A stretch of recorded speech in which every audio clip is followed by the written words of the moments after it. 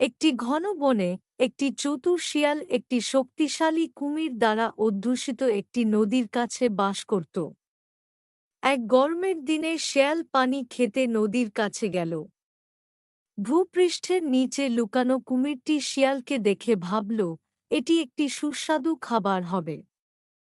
কুমিরটি শেয়ালকে উষ্ণভাবে অভ্যর্থনা জানাল, হ্যালো বন্ধু, তুমি আমার সাথে পানিতে আসো না কেন? এখানে শীতল। শিয়াল কুমিরের কথায় বিপদ আঁচ করতে পারল এবং সে না বলল।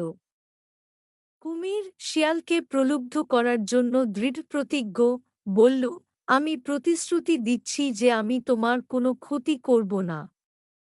আসলে আমি জানি যে নদীর ওপারে সবচেয়ে মিষ্টি জাম কোথায় পাওয়া যায়। কাছে আসো, আমি তোমাকে বলবো। শিয়াল বিপদ বুঝতে পেরে তার বুদ্ধি ব্যবহার করার সিদ্ধান্ত নিল এবং বলল, তুমি আমাকে প্রথমে জামগুলো দেখাবে কি করে? যদি সেগুলো সত্যিই তোমার কথা মতো মিষ্টি হয়, তাহলে আমি তোমার প্রস্তাব বিবেচনা করতে পারি।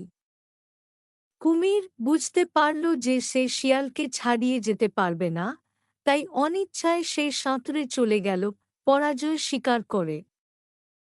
শিয়াল তার সতর্ক প্রকৃতির জন্য গর্বিত, নদী থেকে পানি পান করে এবং নিরাপদে তার গুহায় ফিরে আসে।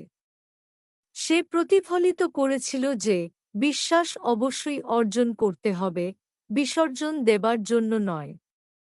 যাদের গোপন উদ্দেশ্য রয়েছে তাদের থেকে সতর্ক থাকা বুদ্ধিমানের কাজ।